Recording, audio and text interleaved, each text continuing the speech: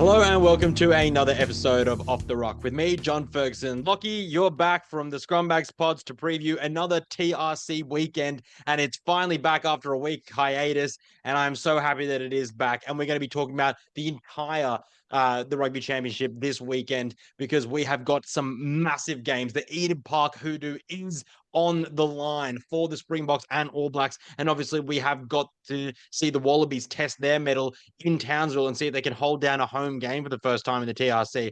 Lockie, how excited are you for the rugby to be back in the men's this weekend? Oh, Fergo, thanks for having me back. I don't think I've been this pumped for a TRC round since maybe was the 2001, 2021 rather, the miracle years where the Wallabies got a couple of wins over the Box and there was some momentum. It really feels like this TRC is the most hotly contested in a long time. So with everyone coming in, the Eden Park Hoodoo is such a massive part of it. But I want to talk Wallabies, mate, because this is a huge couple of tests coming up for the Aussie boys. Yeah, it absolutely is. And Joe Schmidt has not swung the axe necessarily, but he's made some changes, which I definitely didn't see coming in. So we'll get straight into them there. The Wallabies, I will up the team lifts up there. We're not going to go through them position by position, but they're starting Tom Robertson at loose head prop. He said in the press conference this afternoon that is his preferred position, and Angus Bell remains on the bench. And I think the rest of the front row that stayed the same. So Billy Pollard and Taniela Tupou. I'm just very happy to see Taniela Tupou continue his body of work and continue getting big minutes in himself. And it's going to have to be big because it's going to be really hot, around 27 degrees in Townsville's forecast for Saturday afternoon. It's a really solid front row. But with Alan Alatoa and James Slipper in the squad, and for neither of them to be selected, I was extremely surprised. I did not see Throbo coming in, but he's in his preferred position at loose head prop. What do you make out of that? I think it's a huge sign of faith, both in Throbber, but also in Zane Nongor and Taniela Tupou on that tight head side. We'll start with Throb. I think he's just been plugging gaps wherever he's had to since coming back and getting stuck in with the force. You know, he had his disappointments with an ACL ruling him out for a big chunk of the 2024 season. Now he's back. He's absolutely hammering away, and there's no more deserving bloke, I think, in Aussie rugby to get that crack. So props to him in more sense than one, and really Was looking that a forward to pun him on going. purpose? I'm afraid so. I mean, that kind of mood. It's been a bit of a Oh, man, I delirious love it. week, covering Clubland, Test Footy, World Cup. It's all happening, mate. But yeah, Throb deserves it. Really looking forward to that. But like I said, to have the depth now where you can keep Alan Alatoa and James Slipper out of a 23, that's something I don't think we've had the luxury of in a long time. Yeah, absolutely. It's been a very long time before we could safely put either one of those outside of the 23 and not be shaking in our boots. And I think conversely, what we are going to talk about the Argentinian side today as well. So we're going to get the whole wrap up. But I think what this says is also that the acknowledgement that the Argentinian squad was quite poor against the All Blacks in Argentina for their two tests against the All Blacks. And so this is probably Joe Schmidt, Simon Cron's ability to actually truly test out to see where all these replacements are in the scale of their scrummaging. Because if they don't get ascendancy, if they don't get dominance, then that is what going to give Joe Schmidt a clue about what he can and can't do against the All Blacks for the Bledisloe in a few weeks' time. So this is really, really, really important minutes for Throbber, like you mentioned, Zane Nonga on the bench. But I think this also says a lot about where Angus Bell is in the game. A lot of people value him as the best loose head prop in Australia. There is no question that he is the best ball running loose head prop in perhaps the world, alongside with Tomaidi Williams and Ellis Genge, of course, of England that we saw during the Lions game. But it's interesting, isn't it, that someone like Tate McDermott, who everyone loves, gets kept on the bench for impact, and Angus Bell is very much being kept on the bench now in that way. Do you think it's set piece? Do you think it's sorry? Do you think it's down to his set piece ability, or why do you think that is the case there, Lockie? I think it's got nothing to do with ability to everything to do with impact and game management. We've seen two World Cups be won off the back of excellent game management from South Africa, and that means at times having your best players coming on in the second half or your most explosive power athletes. There's absolutely nothing wrong with Angus Bell when he compared to Tom Robertson for scrummaging. Maybe Throbber's got a bit more experience and a bit more dark arts up his sleeve, but Billy's no slouch. And what I love is the way that he's sent to embrace that 17 jersey and says, right, I'm a premier front rower in the world, but what I'm able to do with a fresh fuel tank on me and running out to cause havoc is brilliant. I love seeing it. So what a person to bring in if he needs to come on early. We know that he can play 70, 80 minutes anyway. So to have him coming on his fresh legs is a wonderful asset. And same with Tate McDermott, right? Rugby is no longer a 15-player game. It's 23 across men's, across women's, across every level of the game. All of them are vital. So I think it's role playing more than anything. No, I like the take. It's a good take, and I'm sure there's a lot of people in the comments below that agree with you. There is also obviously in the second row a massive hole to fill with Will Skelton. You and I didn't quite touch on it last time, but obviously Tom Hooper's going to have to step into Will Skelton's size 17 boots or whatever the hell he has. Joe Smith called them a canoe in the post-match press conference, but it is really interesting because he spoke about the relationship that Tom Hooper and Nick Frost have from the Brumbies and that he relying on that club partnership to be able to carry on into the test team and for that minimal disruption being also not necessarily a change in personnel, but a reshuffle, bringing in Rob Valentini. That's three Brumbies next to each other behind Billy Pollard, of course.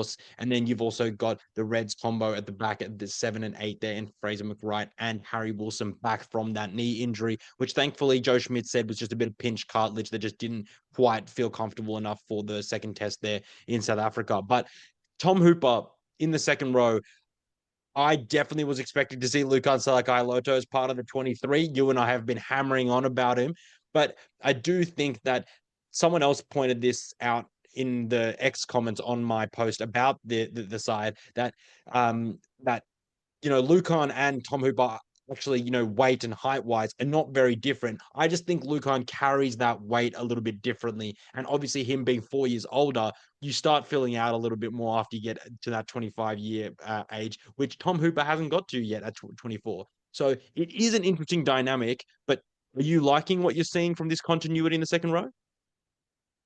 Well, I'm not sure because continuity is one thing, but the continuity we had was Skelton and Frost, or Williams and Frost.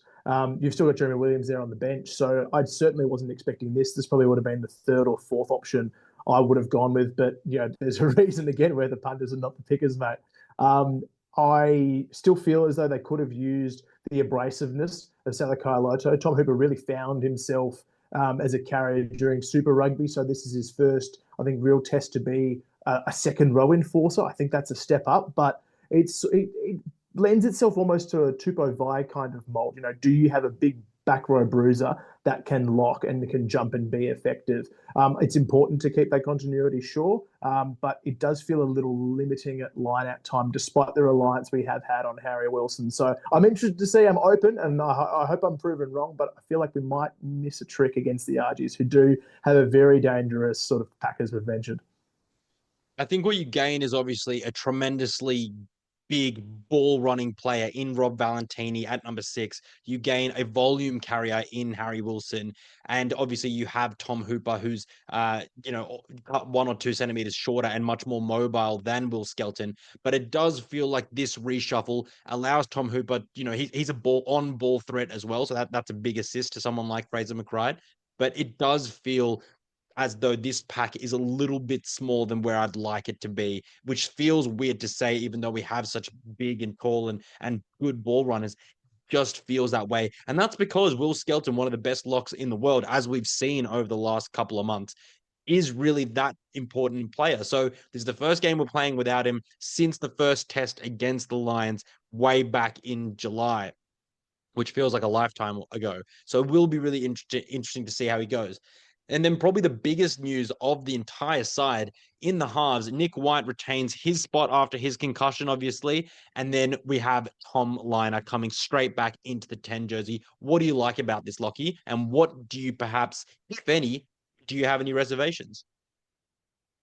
No, I'm happy to see him back in. I think clearly he's Joe Schmidt's guy going forward. Ben Donaldson injury is really unlucky. The timing around that is tough for a bloke who looked like he was going to rise up, and now sort of James O'Connell is filling that sort of pinch role in fly half, which seems unfair to say because he did such a good job over in that first test in South Africa. But it's a great insurance and a great cover to have JRC on the bench and Tommy Liner back to start. I feel we have really missed Liner's kicking game. We've been so reliant on White when he went off against South Africa in the second test. We saw how quickly it fell apart for Australia around that territory and gain games. So having Liner and White, the two biggest boots in the team, I'm really pleased to see that. And then, of course, you've got great coverage with McDermott and O'Connor off the pine. Yeah, it is an interesting looking back line as well as the reserves, as you mentioned there. One thing that I did reflect on was that how vastly inexperienced some of the players were compared to their experience. So you've got Nick White and you've got Andrew Kellaway, as well as Len Ikitau there at inside center, with the center pairings been retained there with Len Ikitau and Joseph Akuso Suali'i. Those three pretty experienced, more than 40 tests under all of their belts. Nick White, I think he's up towards the 77, 78 mark, I believe. But then you've got Tom Liner, Max Jorgensen, and Corey Toole. Probably together, I'm going to say they have less than 15. So, not less than 10, but less than 15. So it is a tremendous cap difference between those guys. But when you've got Max Jorgensen, who's been absolutely stellar, you wouldn't trade him for anyone in the world right now, I don't think. And then you've got someone like Corey Toole. His speed is actually game changing. But we're going to get onto the speed of the Argentinian wingers in a second. And then you've got Tom Liner, who feels like he's mature beyond his years. I think the cap discrepancy there is not as worrying as it would be perhaps if we saw it maybe a year ago. Do you feel like that, or is that maybe me reading into it a bit too much?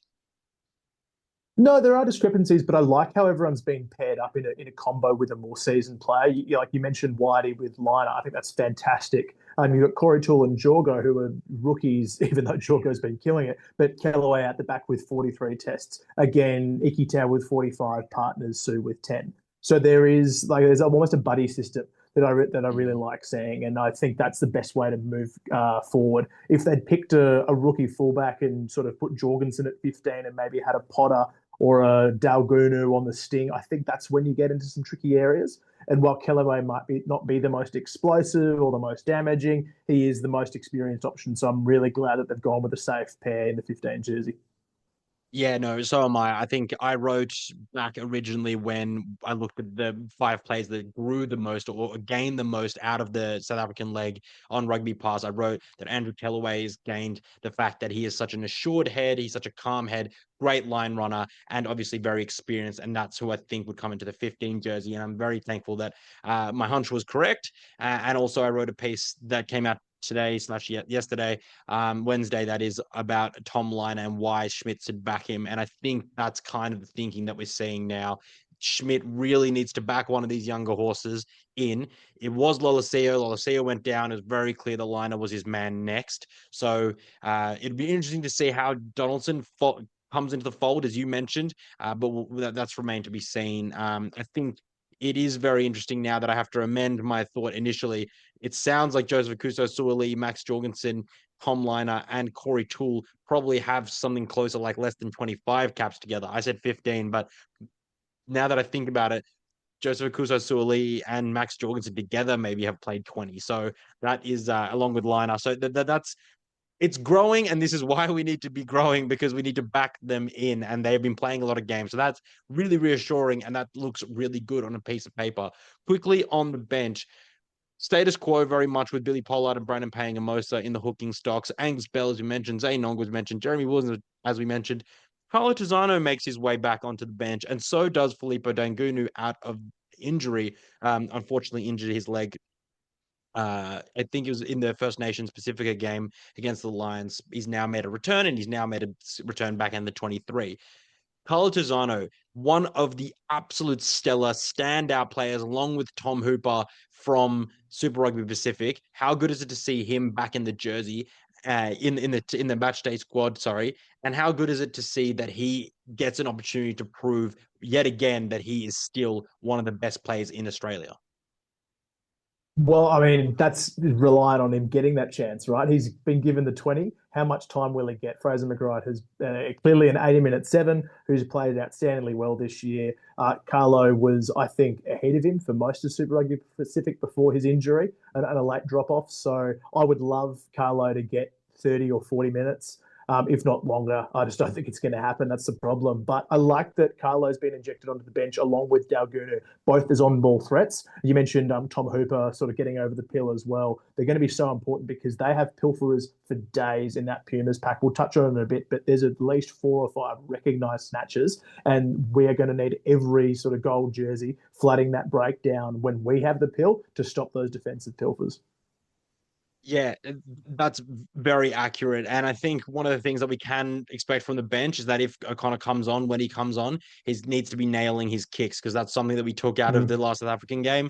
Let's just, I think it was Michael Hooper, I think on Inside Line said that he's been practicing his kicks, or so, I think it might have been someone else said he'd been practicing his kicks. So that's good to hear because we need him nailing those kicks. Let's go on to the Argentinian side. I'm just going to get it up for myself. It is a dangerous side, full of experience, full of flair. Not going to go through as detailed, but what is really interesting to look at is that they've brought in Juan Martin Gonzalez at number 6, and they've managed to strip out Oviedo and put him on the bench, which has been one of the absolute stellar performers for them, and he has been killing it in the fantasy points. So I want to say that if any of the fantasy players are out there are looking for a cheap back row option, Oviedo is a cheaper option than maybe some of the Australian ones, and he has been raking in the points. So it's been stellar to see. Obviously, Pablo Matera at number 8, vice captain, along with Montoya as captain, and you've got Crema at number 7. That back row is going to go toe to toe with us, and it scares me a little bit, honestly. I don't know if it's just Crema and his beard, but it is kind of frightening. No, those 4 are elite back rowers. I think they've actually got a case to be the most dominant back row in the TRC, which is it's a scary thought when you consider how good It's the Blacks, saying a the All lot. Blacks, and the Wallabies are. But yeah, Martin Gonzalez is quality. Matera has, I think, one of the best records against the All Blacks out of any player in modern rugby, and Crema's a machine. So you throw the fact that Oviedo has been in such good form. His 2 tests against the All Blacks were superb at number 8, and I expect him to add a lot. You throw in, like a Guido Petty who can also cover 6. You've got really good players, really good pack as well. Montoya's been there for so long, but we need to get into this back line. That is one of the best Argentine back lines I've ever seen put together. There is not a weak point that I can identify there, Fergo. No, it is stellar. Garcia, as I had an interview with Argentinian journalist Frankie Degas earlier in the week, and he just mentioned about the growth of Garcia. He wasn't able to crack it in Argentina, so he went and played the Colombian League, and then he managed to work his way back into, because he played under 20s at Argentina, managed to work his way back into the senior squad. And it's really interesting because Santiago Carreras, 27 years old, got 58 caps to his name. Ben Donaldson, just a year, year younger, and he's got 19. This guy has been at the top for so long for Argentina, and he's been doing it since a young age. So to lose someone like Thomas Albanos, really big blow for them because the guy has seemingly come out of nowhere in the last 3 years, has only played at much fewer caps, but then all of a sudden he's become such a mainstay, great goal kicker, sneaky speed, chased down Marika Korobetti last year. And it was just one of those things that if you got that person to start and you bring on someone like Santiago Carreras, it is a mega flex because they are a really strong 1-2 combo, and he can also play 15. So that kind of brings us to this slightly weaker element of the Argentinians, which is they've got 2 potential debutants on the bench. So they've got Pisciatelli and they've got Wagner in the loose head prop replacement. That is where Angus Bell and Zane Nongor are going to be licking their lips and say, I'm going to go to town on this set piece in the second half because I haven't seen too much from Wenger. But what you want to be as an established test forward, which now the whole pack is, you want to say, all right, well, you want to come and play test match rugby. We're going to show you how it's done. And I'm sure Mike Cron, the Lord, have been thinking about that as well. So there are vulnerabilities the Wallabies can work to expose. And I think because they did quite well against the Springboks scrum, they should probably go there against the Argentinians as well. Yeah, I expect them to go at him as well. They are missing a couple of bigger names. For mine, the absence of a Thomas Gaio is huge. I don't know whether he's injured, whether he's out of favour at the moment, but he was such a rock for that really strong period at the back end of the sort of Checker era where they were getting those away wins over New Zealand and really pushing into the World Cup. So that's a big out for mine. But geez, I look at Santiago Carreras that you mentioned, and you say if you can target that 10 channel as well, and you put heaps of pressure onto Carreras and force them to make a change. We never advocate for people getting injured, but if they can target and tire them out and bring on a Prishkin Telly, that's a meat and potato stuff for Leniki Tau, for Suoliti to run those hard lines that an Argentine tenant target them. You know, you think back to the Nicolas Sanchez, they're mercurial in attack but defensive frailties. So is that something similar that the Wallabies can potentially target? I'm not sure. We just haven't seen enough of him. As for Boris Wenger, I expect them to try and target, but don't be surprised if he's also a solid sword. I think he got some game time against the Lions of all teams. This might be his international debut, but I think he got a tour cap. And if you're being back to scrum against the Lions, clearly you got something about you. So I'm really looking forward to that matchup. Just the outside backs and the midfield combinations and matchups between the Wallabies and Argentina are so exciting this weekend. Like the thought of Ikitau and Suoliti running shape against Chocobaras and Sinti, that's delicious. That's going to be A+ rugby. Yeah, Chocobaras has been the sneaky. I think he's been the sneaky best inside center all TRC so far. Very closely hot on the heels of Lenny Kitau or the vice versa. I think they're kind of toing and froing 1 and 2. Been very clear there. Chocobaras chopped the All Blacks up. He's a menace. He plays for Stade Toulousain in the French Top 14, and he's won a premiership. He's won a French Top 14 title with them. He's an absolute monster. He really is like kind of a nugget of a player, and he's really grown into that role. But I think it's out wide where the Wallabies still need to be concerned, because they've got Delgi, they've got the little whippet Mateo Carreras. I don't even know what to call him, because like he's almost like a honey badger, very small, but he's dogged. He's going to fight all day. But it's the aerial game that I'm concerned about, and the likes of Sinti, the likes of Delgi, and the Mateo Carreras definitely put the All Blacks under a world of pressure. The All Blacks have actually been very poor at the aerial game, but Australia in the last kind of few games have not been much better. So that is where they're going to have to really tighten themselves up, Australia, if they don't want to get exposed by this really dangerous, mobile, and quite frankly, violent Argentinian side. So it's all to play for there in Townsville. All right, guys, All Blacks versus Springboks. But just before we carry on, if you get value from the channel, if you're liking the chats that we're having, if you're learning something that perhaps you didn't know beforehand, or we're trying to provoke some thoughts that you guys probably didn't have about selection or the game style, don't forget to give us a like and subscribe. And also, it doesn't cost you anything. All you have to do is have an account on YouTube. You press the little subscription button somewhere down here, and then you give us a thumbs up, and also like and comment. We want to hear from you guys. I want to hear from you guys what you think about the teams, about the squads, and I want to hear what you guys think about the predictions as well. So get stuck in the comments down there with you. And don't forget also to like and subscribe to Scrumbags Pods on all your favorite pod platforms, because those guys deliver great content weekly. And sometimes they give you 2 episodes in a week. That's just stellar stuff. So now on to the cracking game. And as much as I love the Wallabies, as much as I will do pretty much anything for them, this Eden Park game is the game of the TRC, not including Bledisloe's. But this is the absolute game that you want to be watching. So let's get into it, because I don't know who's more nervous. Let's answer that first briefly.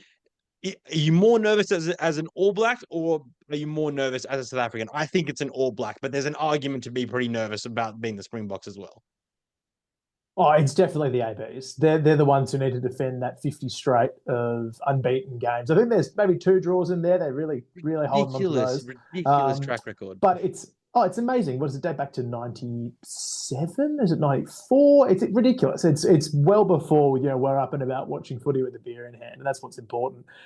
It's clearly the ABs with the pressure. They're coming back from a loss in Argentina. They have been raked over the coals in Kiwi media. You mentioned before, but their inability to defuse the aerial attack has been massively put under the blowtorch.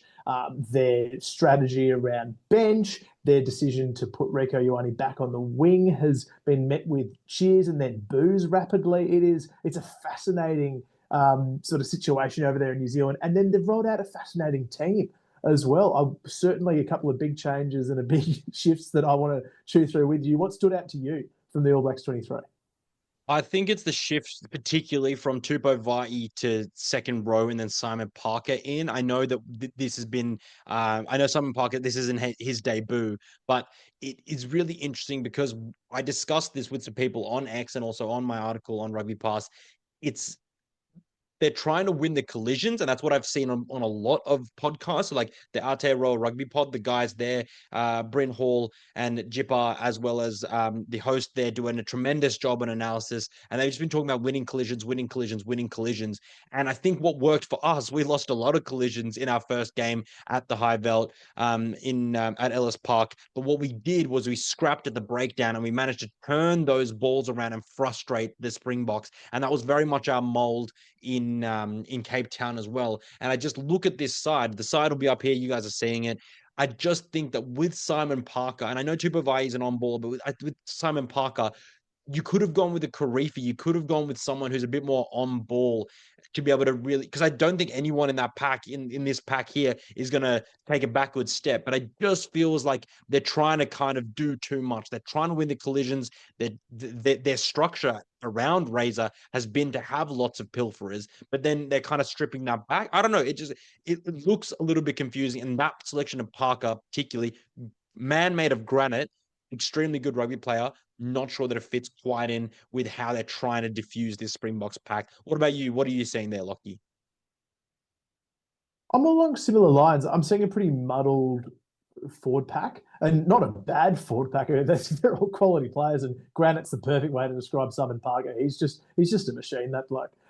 So what a cauldron to throw in a one cap All Black to defend your Eden Park record against the Springboks. No worries, mate. Just go out there and have fun. For me, I really like Tupou at 6, just as that additional big ball carrier, another wonderful line-out operator, and Fabian Holland's your workhorse there. So for another bloke who can easily roll out 80 minutes and did so for the entire French series, I feel like they're missing a trick having Holland on the bench.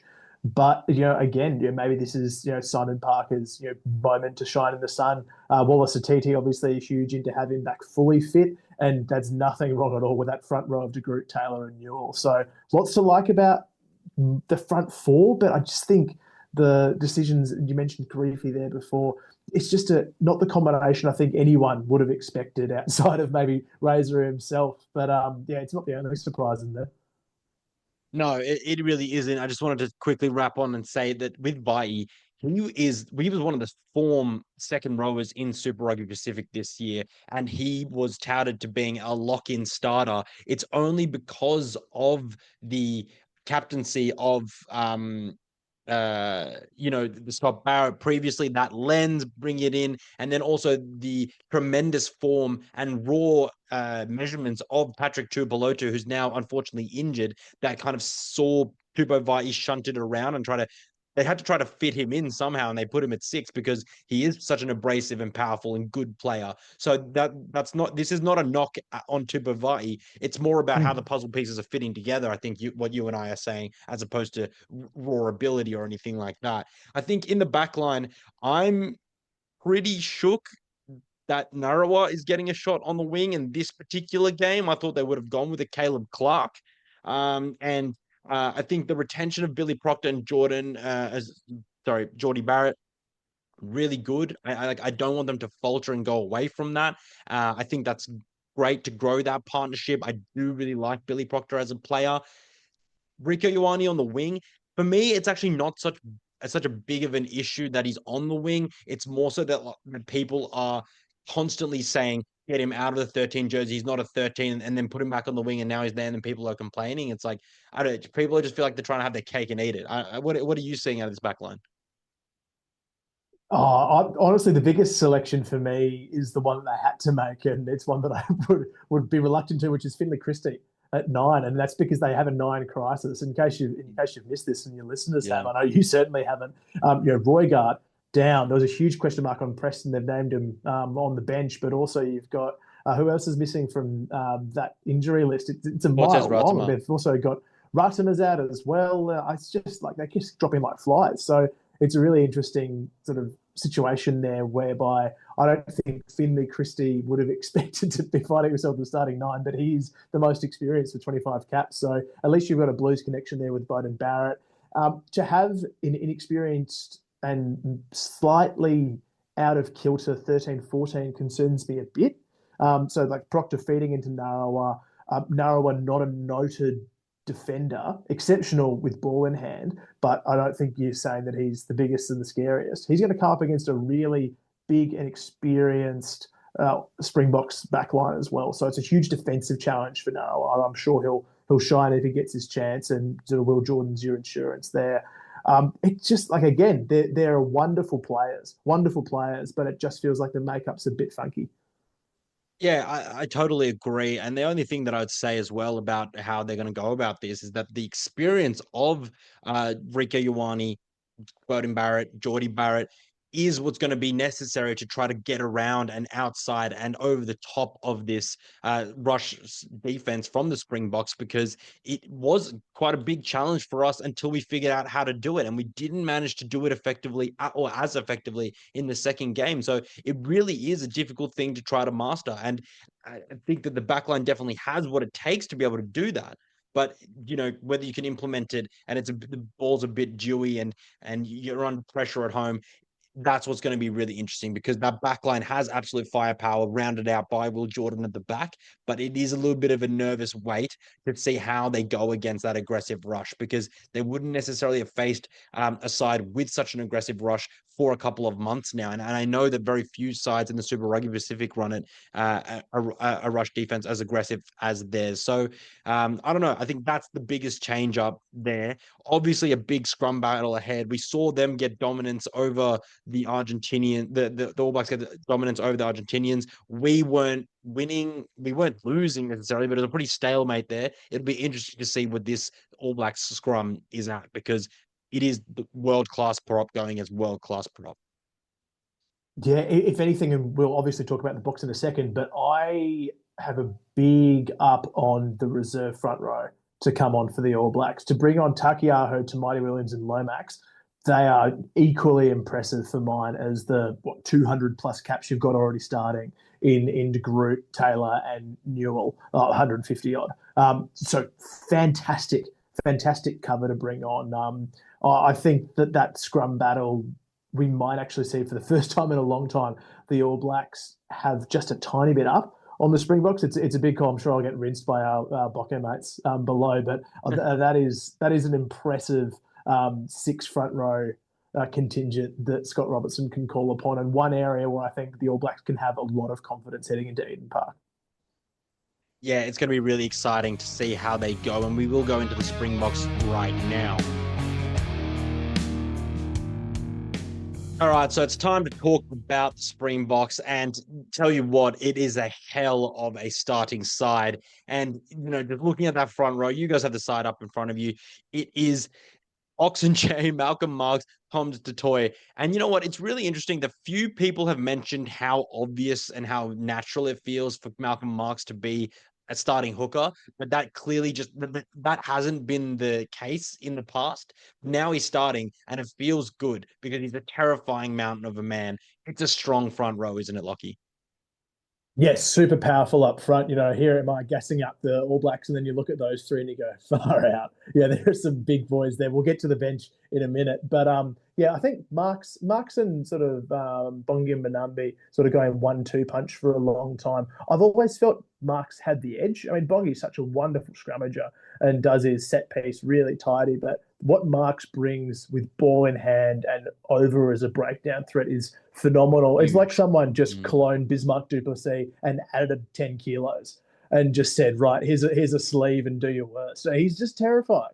So I can't wait to see him rip in. Malcolm Marx is the kind of guy that's built for Bok v All Black tests.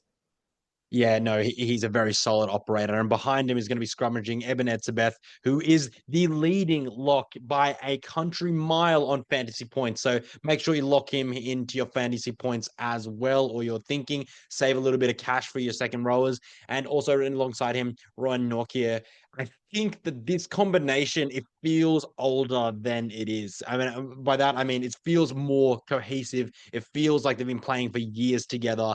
And it is a great second row. And going up against Barrett and Vai, I think I'd tip this combination just actually.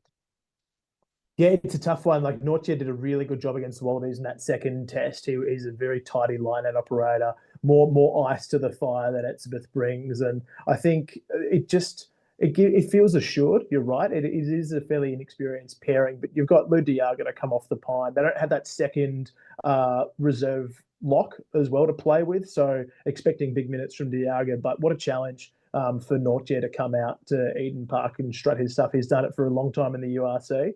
And yeah, looking forward to the way he'll play. Yeah, and alongside him is going to be Marco van Staden, one of your favorite new players that emerged throughout, not emerged, but like one of the ones that you were really catching your eye throughout the Australian series. And then you've obviously got the return of Sia Khaleesi and Peter-Steph du Toit from injury, who didn't play in the second test against Australia. That's rounding out an incredibly powerful pack. It's a World Cup winning pack almost, player for player. It is absolutely stellar. So, that going against Adi Sevilla, who's playing his 100th, which we failed to mention, but Jesus, it feels like he's been around for forever. And for him only to be getting to his 100th now just goes to show how stacked the All Blacks have been throughout history, really. And a big congratulations to Artie. And then obviously going on alongside Wallace Satiti as well. So, this back row versus that back row, it's anyone's pick, really. But I think I'd probably pick the All Blacks back row along with Wallace Satiti and Artie Sevilla. Oh, but for experience, I mean, yeah, how good is that? Peter-Steph du Toit, two-time World Rugby Player of the Year in World Cup years. I think he is the most important figure in South African rugby on field for the entirety of this sort of Erasmus era. How his growth perfectly charts with the Springboks. He's the uncompromising bruiser that South Africans have been come to feared for. And I love everything about Peter-Steph du Toit, his ability to cover lock, his ability as a line-out jumper, his work rate, his fitness for a big man is ridiculous. So to have the luxury of then being able to push Khaleesi into that 8 role that he started playing with a bit for Sharks and did a pretty good job, I thought, while he was on field in the first test against the Wallabies. I'm excited to see that combination, the way that it links up with the halves pairing. Yeah, it is really exciting to see how he'll go. I'm gonna say the opposite. I think that Seo Khaleesi is not an 8. I don't think that he has enough of a direct ball running game that other South African back rowers have. So I think that they are kind of missing, a Jasper Visa or someone of the like, and they haven't really found a full replacement for someone like Dwayne Vermeulen, which is obviously retired a while back now, and there's part of the Springboks coaching setup. So I think that will show on Saturday night. I do think that will be the case. Heading into the back line, it's the exact same back line as they named for the Wallabies in the second test, bar obviously Willie LaRue never actually made it to the field and had to be covered by Afilele Fassi, who is not in the match day 23. It is a very hyper experienced backline, and Willie LaRue's kicking is only going to add to the pangs and the pain of the All Black struggles at the aerial game. I think I heard one of the lads on Aotearoa Rugby Pod say that the All Blacks have gotten something like 10% of their kicks back. So they've retrieved 10% of their kicks. That is a atrocious stat if you're the All Blacks. That's worrying, right? It is, and I think I was listening to the same one, and forgive me if I'm wrong, listeners. I think the Springboks was close to 40 retention or competitive ball coming and falling on the deck from a high kick. So you add in the precision of LaRue, who I have been openly pining for since the box came out this year. I think they really miss him, his leg play, his ability to lay on try assists. And then you combine that with Colby. Kanan Moody's such a good aerial threat as well and matches Colby, at least in that regard. And plus the most experienced Springbok centre pairing ever. This is far beyond a Farian and de Villiers. The Creole Dialende is pushing 40 tests together. I think they're 37 or 38. And that's where I think they're going to have the edge. Yeah, no, I totally agree. I think that they are such elite players. Not that Billy Proctor and Geordie Barrett are not great players in their own right, but that combination is truly something to be impressed by and very wary of. Heading onto the bench, Jan Hendrik Vessels, Bowen Venter, and Wilco Low. And again, Lockie, you and I, we might hear some comments about this down below for this, but I am actually saying that the All Blacks reserve front row of Tamaiti Williams, Samasoni Takiaho, and Tyrell Lomax will put these guys under serious pressure. And I think they will milk penalties out of them because that is actually probably the starting front row for the All Blacks. It is just full of power, experience, and pure grunt. And that has got to be something that they have to aim to do coming off the bench, right? Yeah, and look, I'm ready to be proven wrong, but like we alluded to before, that is such a quality All Blacks reserve prop and front row stock. I just don't have the same regard for Hendrik Wessels, Venter. Low, I have respect for, but Bowen Venter and Vessels very much in the infancy of their Test career. They're going to be really put under the ringer and put through the ringer rather. As far as bomb squads are concerned, this isn't one that scares me. If I'm an All Blacks team, you said Lou De Jager, more of a set piece operator than a terrifying carrier, and Quagga Smith, while he's immense and can cover a lot of positions, he Swiss doesn't Army have knife. the same size or fear Yeah. factor that you'd have Yeah. from an Etzebeth or a Visa coming off with fresh legs. So I'm really interested to see how they hold up, but I like the options that they're providing out wide. Should they decide to unleash a Reinach or a Feinsberg and Zulu.